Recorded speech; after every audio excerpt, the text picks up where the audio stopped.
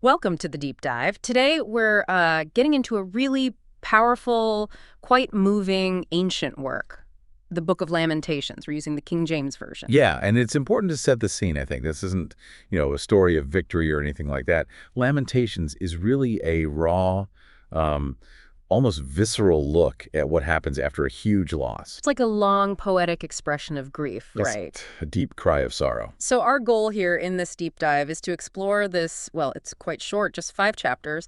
We want to pull out the main ideas. hmm Things like the feeling of complete devastation, those moments of deep reflection.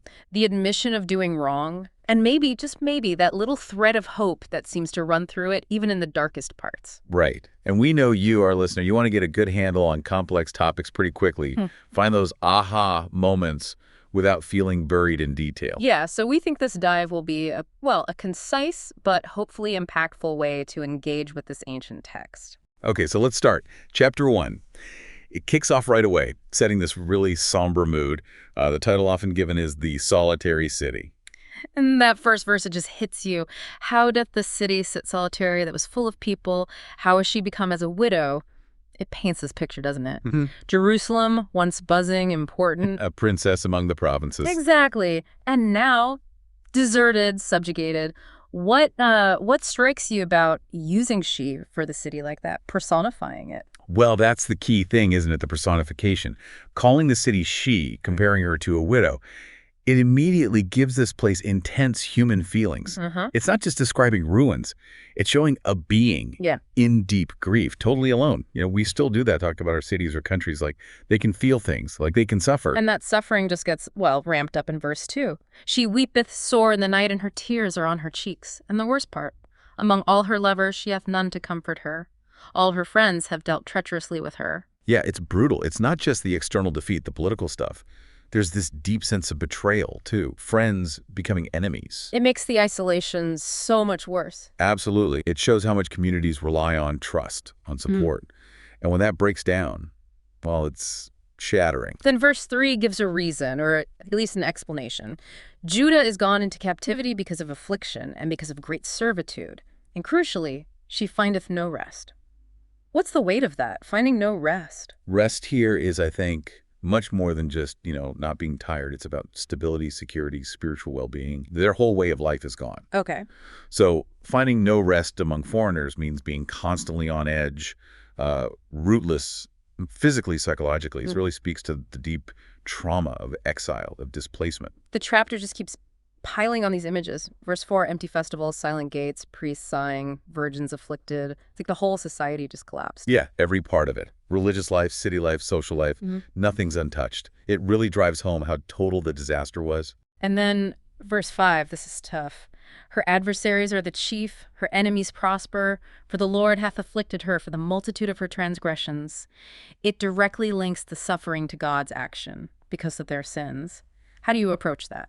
That's central to Lamentations, and sometimes hard to grapple with. The writer isn't just blaming outsiders. There's this internal reckoning. A sense that they brought it on themselves. In a way, yeah. Within their understanding, breaking the covenant with God had consequences. So it's seen not just as random punishment, but as a result of their actions. It definitely raises big questions about justice, suffering, and how humans understand divine action in a crisis. The chapter goes on, talks about lost beauty, weak leaders. And verse 7, that pain of remembering all her pleasant things from the past, that contrast must just twist the knife. Oh, absolutely. Remembering joy when you're in misery, it makes the loss feel even sharper. Those good memories become painful reminders. It's a very real part of grief, isn't it? And verse 8 hammers it home again.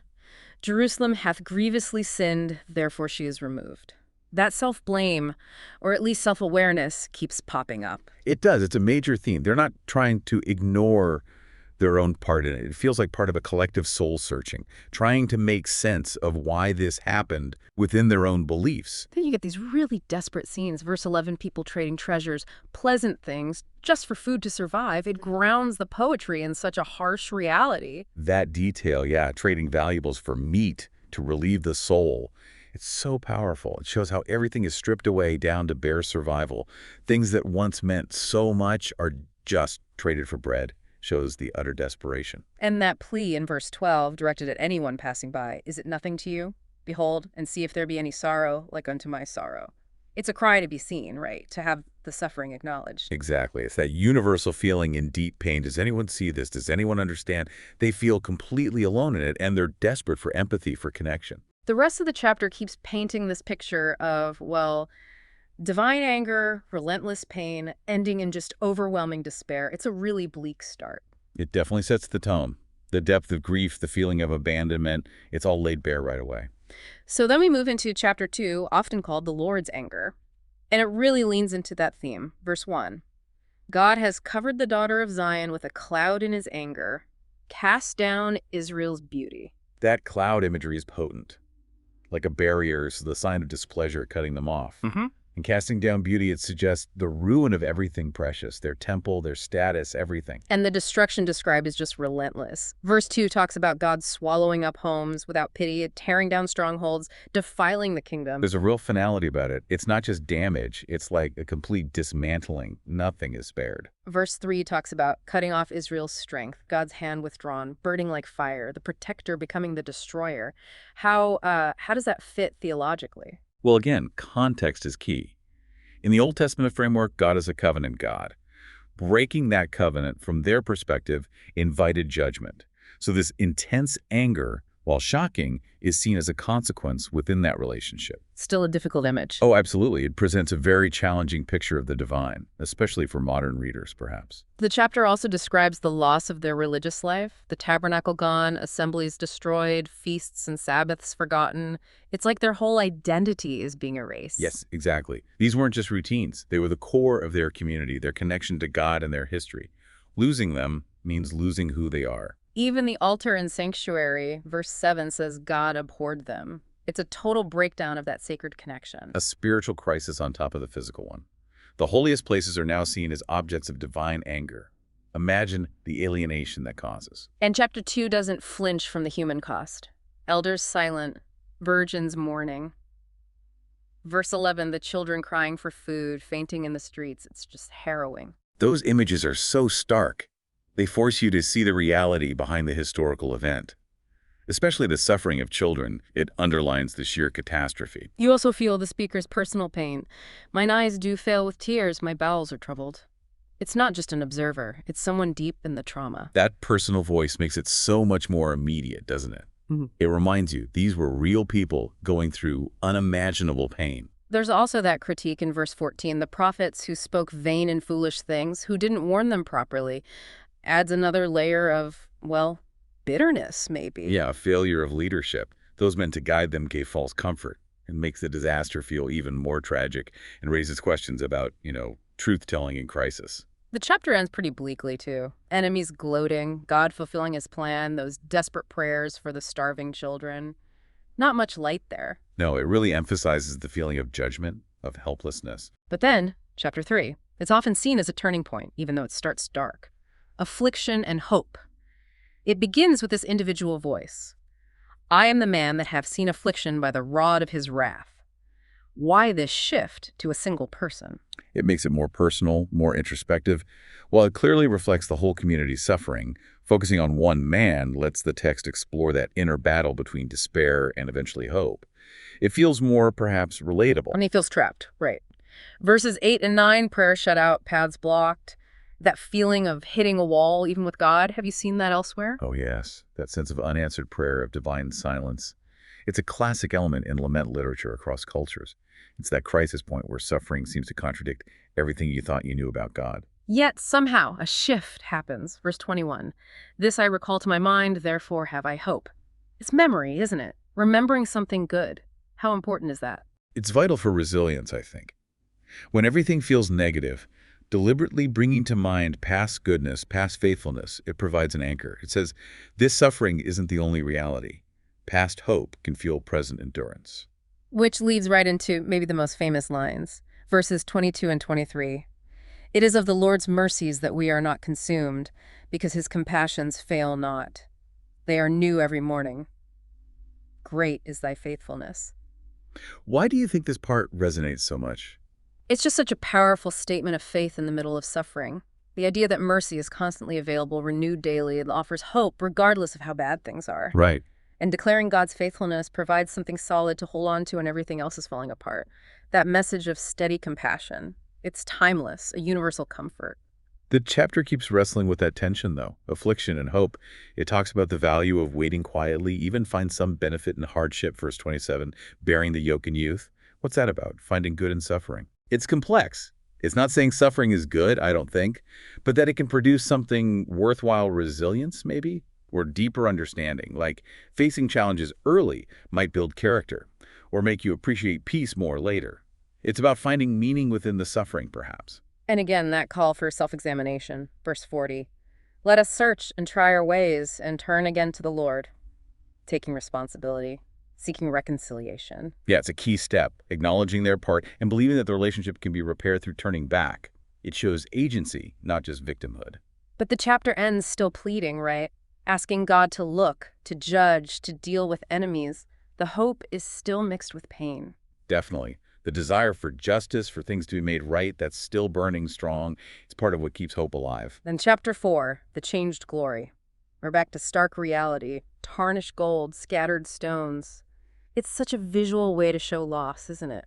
That kind of metaphor is incredibly powerful. Tarnished gold says so much more about lost value and purity than just saying things are bad now. Scattered sanctuary stones, it hits you on an emotional, spiritual level. And the cruelty is just raw, comparing the people unfavorably to jackals caring for their young.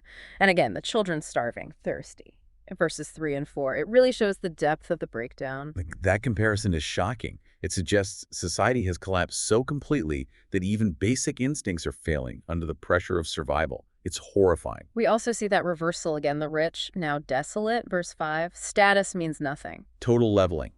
It highlights how fragile everything is. Wealth, position, wiped out. And again, verse 13 points fingers at the prophets and priests, shedding innocent blood. That theme of leadership failure keeps coming back. It seems crucial to their understanding. It's not just external enemies. Internal corruption, bad leadership, injustice. They see these as contributing factors. It's a tough self-critique. The chapter ends, though, with a look ahead. Judgment for Edom, the enemy, but for Zion, punishment is accomplished. Captivity will end. A hint of restoration, of justice. Why bring in the enemies like that at the end? It offers a sense of maybe closure or eventual balance. The idea that their suffering has an end and their oppressors won't get away scot-free. It fuels hope for a just future. Okay, so finally, chapter 5, a plea for remembrance. The whole chapter feels like one direct prayer. Remember, O Lord, what has come upon us. Consider and behold our reproach. Why is being remembered so important here? It's fundamental, I think. When you've been through trauma, you desperately need your suffering to be acknowledged, not forgotten. Asking God to remember is asking for validation, for recognition. It's a plea not to be invisible in their pain. And it lists the ongoing struggles, lost homes, being like orphans, paying for water and wood, persecution, exhaustion. It shows the suffering isn't over. Exactly. It paints this picture of daily hardship, humiliation, lack of dignity. They're still living the consequences day in, day out. Still acknowledging the sins of the fathers, too, bearing those consequences. That idea of intergenerational impact is there. They're dealing with a legacy as well as their own situation. It describes awful things, oppression, violence against women, elders dishonored. Yet verse 19 holds on to faith. Thou, O Lord, remainest forever, thy throne from generation to generation. How does that faith survive all this? It's remarkable, isn't it? It speaks to, well, incredible resilience. Even when everything seems to contradict it, they cling to the bedrock belief in God's unchanging nature as the ultimate anchor, the ultimate source of hope. But the book ends on such a raw note, that question in verse 20.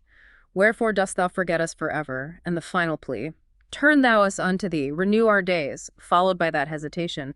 But thou hast utterly rejected us, thou art very wroth against us. It doesn't tie things up neatly, does it? No, it doesn't. And that's maybe why it's so powerful. It's honest. It leaves you with the tension unresolved, the plea for renewal hanging alongside the fear of final rejection. It reflects the reality of grief, doesn't it? It's often messy, uncertain. So wrapping up this deep dive into Lamentations, we've really walked through this landscape of just utter devastation, but also profound reflection. Yeah, the acknowledgement of sin, the raw grief, and that persistent, even if fragile, hope for mercy, for restoration. It's an ancient text, but its unflinching look at suffering and that complex relationship with the divine in crisis. It feels timeless. It really does. A powerful exploration of the human condition when things fall apart. Which brings us to a final thought for you, listening. Thinking about this ancient story of collapse and the struggle for meaning, Yeah. do you see parallels today? How do we in our own times, our own communities, deal with major loss? How do we hold on to hope when things seem overwhelming? Something to maybe ponder on your own.